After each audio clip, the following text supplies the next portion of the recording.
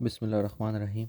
अच्छा, हम लोग फेब मार्च 2023 पेपर 22 का क्वेश्चन नंबर 5 स्टार्ट कर रहे हैं। अब a microphone and cathode ray oscilloscope CRO are used to analyze a sound wave of frequency 5000 Hz. The trace that is displayed on the screen of the CRO is shown in figure 5.1. Determine the time-based setting in centimeters per second of the CRO. अच्छा, तो इसमें कुछ चीज़ें मुझे दी हुई हैं, that is frequency. तो frequency के थ्रू मैं तो पहले इसका टाइम निकाल लेता हूँ कि इसमें टाइम कितना लग रहा है। तो टाइम पीरियड का फॉर्मूला जो मेरे पास होता है that is T is equals to 1 over frequency. तो टाइम पीरियड मेरे पास फॉर वन वेव आ जाएगा 1/5000। इसकी वैल्यू मैं निकाल लेता हूँ कितनी आ रही है, 0.0002, या फिर इसको आप साइंटिफिक नोटेशन में ले लो, वो बन जाएगा 2 एक्सपोनेंट 4 - 4 सेकेंड्स। ये इसका टाइम पीरियड आ गया। अच्छा, अब अगर मुझे पूरी वेव निकालनी है तो इसको मैं देख लेता हूँ कितने बॉक्सेस में कवर हो रही है ये पूरी वेव। तो एक बॉक्स, दो बॉक्स, तीन बॉक्स, चार बॉक्स। तो चार से अगर मैं डिवाइड कर दूं तो एक का मेरे पास वेव आ जाएगा। मतलब अभी ये पता चल रहा है कि इस पूरे में जो लग रहा है ना time, that is 2 exponent -4 second. तो मुझे इसकी वैल्यू निकालनी एक की। इसको मैं कहता हूँ टाइम बेस सेटिंग। तो 4 बॉक्सेस में जा रही है 2 एक्सपोनेंट -4। तो 1 बॉक्स में जाएगी ये x, क्रॉस मल्टीप्लाई कर दो तो ये बन जाएगा 2 एक्सपोनेंट -4/4। तो मेरे पास जो वैल्यू आ रही है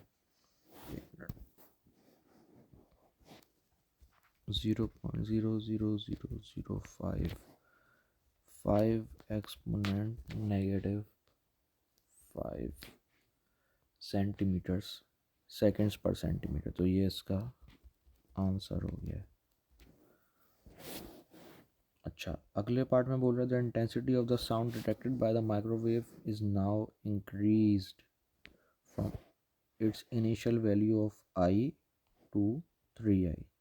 The frequency of the sound is unchanged. Assume that the amplitude of the trace on the CRO screen is proportional to the magnitude of the sound wave.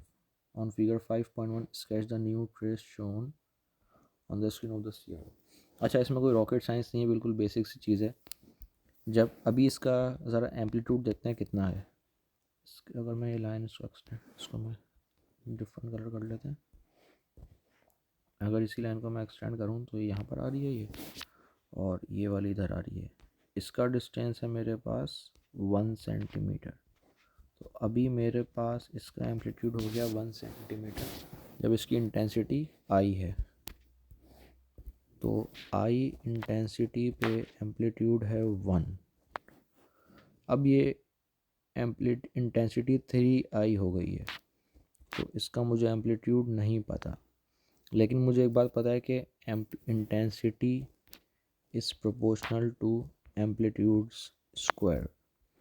तो अब अगर मैं इसको फ्रैक्शन फॉर्म में ले जाऊँ तो ये बन जाएगा I/3I is equals to A/A का होल स्क्वायर। अब इनिशियली एम्पलीट्यूड भी 1 है, तो इसको मैं A हटा के 1 लिख देता हूँ।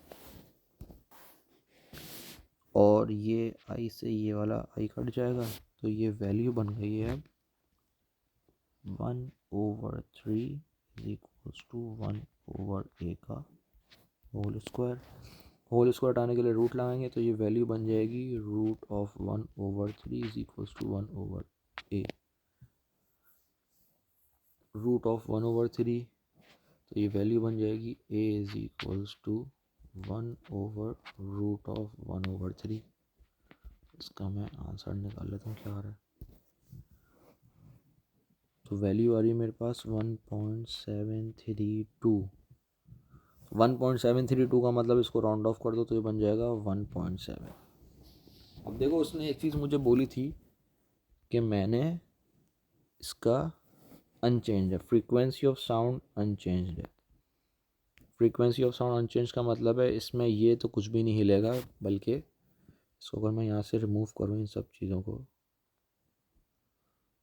तो मेरे पास अब जो ये मेरे पास फ्रीक्वेंसी तो सेम रहेगी, मतलब one complete and one half wave बनेगी, लेकिन अब जो है वो एम्पलीट्यूड वो 1 की बजाय 1.7 हो चुका है। तो ये वैल्यू नीचे चली जाएगी थोड़ी, ये 1 सेंटीमीटर, ये 2 सेंटीमीटर, 1.2, 1.4, 1.6, 1.7, ये यहाँ पर आएगा।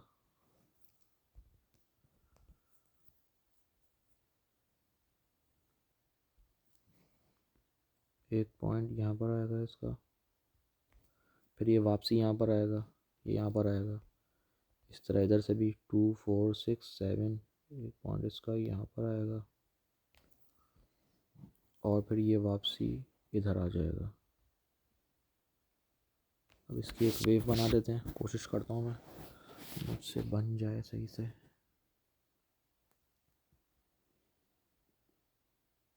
वाह, खैर कॉन्सेप्ट समझ आ गया क्या चल रहा है। I'm trying my best कि मेरी वेव ज़रा बन जाए। हाँ, तो इस तरह से एक मेरी नई वेव बन जाएगी। ये इसका पार्ट 2 भी ख़त्म हो गया। अगले पार्ट पर आते हैं। An arrangement for demonstrating interference using light is shown in figure 5.2। ये बता दिए। ये भी बता रहा है क्या, the wavelength of the light from laser is 630 nanometer. The light is incident normally to on the double slit, the separation of the two slits is इतना। ये आपको इसने एक ही वैल्यू बता दी, ये आपको लैम्डा बता दी है।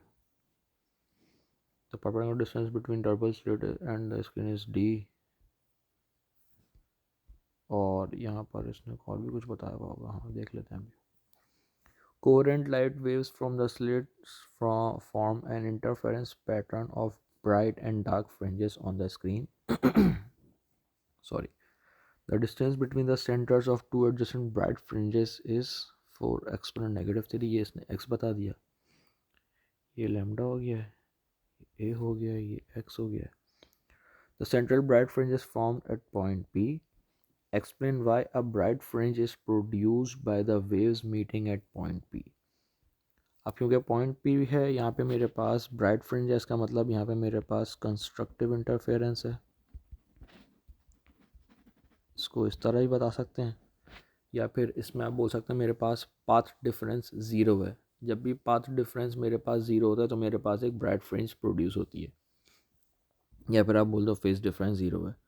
तो मैं इसमें एक ही छोटी सी चीज़ लिख दूँगा कि क्या है इसमें कि पाथ डिफरेंस मेरा ज़ीरो है, जिसकी वजह से मेरे पास कंस्ट्रक्टिव इंटरफेरेंस हो रही है। तो यहाँ पे लिख देते हैं path difference 0, therefore ये नहीं लिखना, यहाँ पे therefore लिखना constructive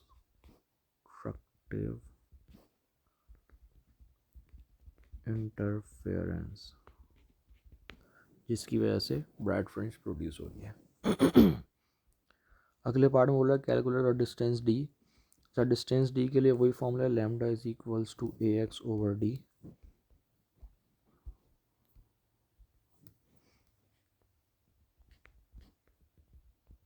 इसमें मुझे ए भी पता है, एक्स भी पता है, डी लैम्डा ही पता है, तो डी आ जाएगा। ये कितना था मेरा 3.6 एक्सपोनेंट नेगेटिव 4।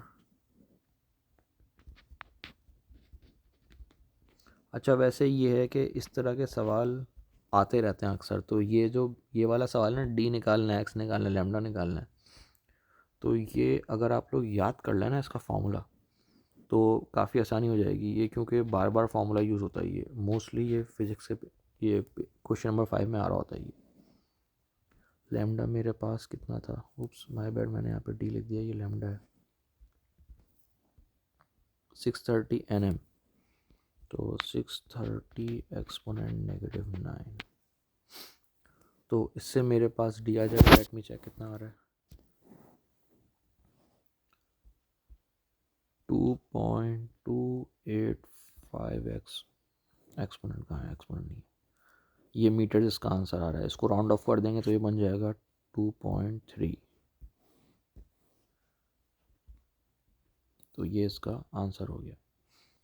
अगले पार्ट पे चलते हैं। The wavelength lambda of the light be in be is now varied. This causes a variation in distance x between the centers of two adjacent bright fringes on the screen. The distance d and the separation of the two slits are unchanged. On figure 5.3, sketch a graph to show the variation of x with lambda from lambda 400 nanometer to 700 nanometer. Numerical values of x are not required. तो formula था मेरे पास lambda is equals to A x over d. अब उसने बोल रहा है कि मेरे पास क्या है, तो distance x between the centre and adjacent unchanged, नहीं सॉरी वेरिएशन आ रही है, सेपरेशन अनचेंज्ड है। अच्छा, सेपरेशन कितनी थी मेरे पास, ये है 3.6 एक्सपोनेंट -4। तो ए तो मेरा वेरी नहीं कर रहा और डी भी मेरा वेरी नहीं कर रहा। तो अब मेरे पास क्या रिलेशन हो गया, ये डायरेक्ट रिलेशन हो गया। जैसे जैसे मैं इसकी वेवलेंथ बढ़ाऊंगा वैसे वैसे मेरे पास एक्स की वैल्यू, मतलब distance between two adjacent bright fringes बढ़ता रहेगा। लेकिन क्योंकि ये कॉन्स्टेंट्स भी नहीं हिल रहे हैं तो इसमें होगा क्या कि ये जो है ना पहले इनिशियली थोड़ी कम वैल्यू होगी, लेकिन फिर जो है ना ये आहिस्ता आहिस्ता बढ़ते बढ़ते बढ़ते बढ़ते बहुत ज़्यादा वैल्यू बढ़नी शुरू हो जाएगी। ये इस तरह का ग्राफ बनेगा क्योंकि मेरे पास वैल्यू जो है वेवलेंथ की वैल्यू बढ़ती जा रही है। मतलब पहले 400 थी, अब 700 नैनोमीटर हो गई है। तो इसका मतलब ये हुआ ये। आई होप ये क्वेश्चन समझ आ गया होगा। और क्वेश्चन भी ख़त्म हो गया है। So that's it for now. Thank you very much.